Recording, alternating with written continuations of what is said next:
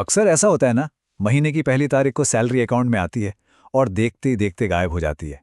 ऐसा लगता है कि पैसा हमारे लिए काम नहीं कर रहा, बल्कि हम ही हैं जो पूरी जिंदगी बस पैसे के लिए काम करते रह जाएंगे। तो सवाल ये उठता है कि इस चक्र को, इस साइकिल को तोड़ा कैसे जाए। ये बात बिल्कुल सही है। सैलरी तो बस मुट्ठी में रेत की तरह है, जितनी कस के पकड़ो उतनी तेजी से फिसल जाती है। जैसे ही पैसा आता है, ईएमआई, किराया, बिल, खर्चों की एक लंबी लाइन दरवाजे पे खड़ी हो जाती है। आधा महीना भी नहीं बीतता कि जेब हल्की लगने लगती है। और फिर बस वही इंतजार कि अगली सैलरी कब आएगी। ज्यादातर लोग, हम में से कई लोग इसी साइकिल में फंसे हुए हैं। लेकिन इस चक्र को तोड़ने का एक तरीका है, एक ऐसी जबरदस्त ताकत है जो समय के साथ पैसे को कई गुना बढ़ा सकती है। इसका नाम है पावर ऑफ कंपाउंडिंग। और ये कोई छोटा मोटा कॉन्सेप्ट नहीं है, ये वही सिद्धांत है जिसे वॉरेन बफेट अपनी अरबों की दौलत का सबसे बड़ा राज मानते हैं। अब ये असल जिंदगी में कैसे काम करता है, इसे समझने के लिए चलिए एक कहानी सुनते हैं, तीन दोस्तों की कहानी। तो कहानी के तीन किरदार हैं, साहिल, शुभम और योगेश। तीनों दोस्त थे और तीनों का सपना भी एक ही था, मुंबई में अमीर बनना। पर अमीर बनने का मतलब क्या होता है और वहां तक पहुंचने का रास्ता क्या है, इस पर तीनों की सोच जमीन आसमान के फर्क वाली थी। उनकी सोच ही सब कुछ थी। साहिल का तो सिंपल फंडा था, आज मैं जियो। उसके लिए सक्सेस का मतलब था एक बढ़िया लाइफस्टाइल, पार्टियां, नए नए गैजेट्स। शुभम की सोच थोड़ी अलग थी। उसका पूरा फोकस भविष्य पर था। वो रियल एस्टेट के जरिए पैसे से पैसा बनाना चाहता था। और फिर था योगेश। वो एक लंबा सोचने वाला इंसान था, जिसने शेयर बाजार और अनुशासन को अपना हथियार बनाया। और बस यहीं से कहानी में असली मोड़ आना शुरू होता है। उनके रास्ते अलग होने लगे। अपने करियर के एकदम शुरुआती दिनों से ही उन्होंने कुछ ऐसे फैसले लिए जिनका असर उन्हें कई सालों बाद दिखाई देने वाला था। एक तरफ था साहिल, जिसने अपने ऑफिस के पास एक महंगा फ्लैट किराए पर ले लिया। क्यों? स्टेटस और आराम के लिए। किराया था महीने का करीब 12,000 रुपए। वहीं दूसरी तरफ थे शुभम और योगेश। उन्होंने पैसे बचाने के लिए पनवेल जैसे एक डेवलपिंग एरिया में रहना चुना। फोकस साफ था, आज का आराम नहीं, कल का मौका। अब जरा शुभम की स्ट्रैटेजी देखिए, ये बहुत दिलचस्प है। 2009 में जब उसके पास नौकरी नहीं थी, तभी वो खाली नहीं बैठा। उसने क्या किया?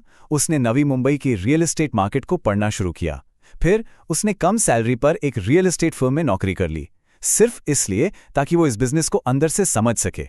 और जब उसे पनवेल का फ्यूचर पोटेंशियल दिखा, तो उसने अपने पिता को एक छोटे से इन्वेस्टमेंट के लिए मना लिया। उसका असल मकसद पैसा कमाना नहीं, सीखना था। तो वापस साहिल की तरफ लौटते हैं। 2011 आते आते ये नंबर 25,000 रुपये उसका हर महीने का फिक्स्ड खर्चा बन गया था। इसमें क्या क्या था? घर का किराया और एक नई नवेली कार की ईएमआई। और ये उसकी 50,000 की सैलरी का ठीक आधा हिस्सा था। इसी को कहते हैं लाइफस्टाइल इन्फ्लेशन का जाल। साहिल की कहानी शायद कई लोगों को अपनी सी लगेगी। ऑफिस का माहौल, दोस्तों का सर्कल, पार्टनर के सामने एक अच्छी इमेज बनाए रखने का दबाव। बस इन्हीं सब के बीच ईएमआई पर कार भी आ गई, पार्टियों और घूमने फिरने पर खर्चे भी बेहिसाब बढ़ गए, और देखते ही देखते बचत खत्म। सैलरी तो बढ़ रही थी, इसमें कोई शक नहीं, लेकिन वो अब भी पैसे के लिए ही काम कर रहा था। चलिए अब कहानी में सीधा 11 साल का जंप लेते हैं। साल है 2022। साहिल अब 36 साल का है और महीने का 1 लाख रुपए कमा रहा है। और आखिरकार इतने सालों बाद उसने अपने सपनों का घर खरीदने का फैसला कर लिया है। और ये है उस घर की कीमत। साहिल और उसकी पत्नी ने पनवेल में एक शानदार फुली फर्निश्ड 3 BHK अपार्टमेंट पसंद किया। कीमत 90 लाख रुपए। और इस घर को अपना बनाने के लिए साहिल ने क्या किया? उसने आने वाले कई सालों के लिए हर महीने 58,000 रुपए की एक भारी भरकम ईएमआई की जिम्मेदारी ले ली। ये एक ऐसा फैसला था जिसने उसे उसकी नौकरी से एक तरह से बांध दिया था। तो सारी कागजी कार्रवाई हो गई, बैंक का लोन फाइनल हो गया, रजिस्ट्रेशन भी पूरा हो गया, और जब आखिरकार प्रॉपर्टी के मालिक का नाम सामने आया तो साहिल के पैरों तले जमीन खिसक गई। जिस आलीशान घर को वो खरीद रहा था, उसका मालिक कोई और नहीं बल्कि उसका पुराना दोस्त शुभम था। लेकिन ये हुआ कैसे? एक दोस्त खरीद रहा है और दूसरा बेच रहा है। इस कहानी के पीछे पैसे का असली नियम क्या है? चलिए अब इसे समझते हैं। देखिए, यही है कंपाउंडिंग का जादू। शुभम ने 11 साल पहले जो एक छोटा सा रिसर्च करके इन्वेस्टमेंट किया था, वो समय के साथ बढ़कर एक बहुत बड़ी संपत्ति बन गया। सोचिए 1 लाख रुपए 90 लाख रुपए में बदल गए और नतीजा 36 साल की उम्र में ही शुभम फाइनेंशियली फ्री हो चुका था। वॉरेन बफेट की वो मशहूर बात यहाँ एकदम फिट बैठती है। अगर सोते हुए पैसा कमाने का तरीका नहीं ढूंढा तो मरते दम तक काम करना पड़ेगा। शुभम ने वो तरीका ढूंढ लिया था। उसकी संपत्ति अब उसके लिए काम कर रही थी। और साहिल, वो अभी भी अपनी ईएमआई चुकाने के लिए काम करने के चक्कर में फंसा था।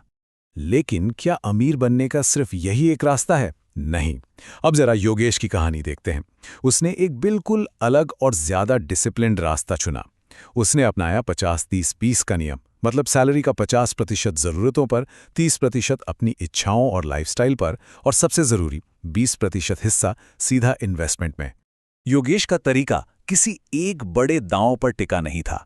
उसका सबसे बड़ा हथियार था अनुशासन।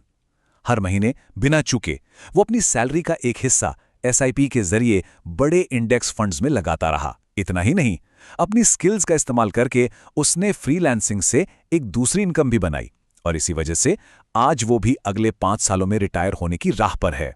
योगेश अक्सर कंपाउंडिंग के एक और जादू 7-3-2 नियम के बारे में बात करता था। ये है क्या?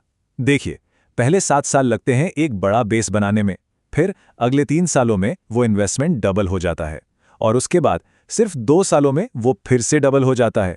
ये दिखाता है कि शुरुआत भले ही धीमी लगे, लेकिन समय के साथ ये ग्रोथ एकदम विस्फोटक हो जाती है।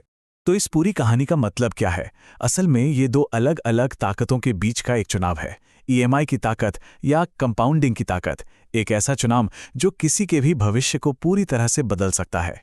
इन दोनों ताकतों के बीच का फर्क समझना बहुत बहुत जरूरी है। एक तरफ है ईएमआई की पावर, जो हमेशा आपके खिलाफ काम करती है। यह आपको लंबे समय के कर्ज में बांध देती है। ये वो सोच है जो पूछती है मैं अपनी सैलरी कहां कहां खर्च कर सकता हूं। और दूसरी तरफ है कंपाउंडिंग की पावर, जो आपके लिए काम करती है। यह आपको लंबे समय में आजादी दिलाती है, और ये सोच पूछती है ये पैसा और पैसा कैसे बना सकता है। एक रास्ता आपको पैसे के लिए काम करने वाली जिंदगी देता है, और दूसरा वो जिंदगी जहां पैसा आपके लिए काम करता है। और इस कहानी का जो सबसे बड़ा सबक है वो यही है, देर से शुरू करने की सबसे बड़ी कीमत पैसा नहीं है, बल्कि वो समय है जो हाथ से निकल गया। क्योंकि कंपाउंडिंग के खेल में सबसे कीमती चीज समय ही है, और ये वो दौलत है जिसे दोबारा खरीदा नहीं जा सकता। फैसला तो आज लेना होता है, लेकिन इसका असर पूरी जिंदगी महसूस होता है। तो सवाल अब यही है कि इन दोनों में से कौन सी शक्ति को चुना जाए?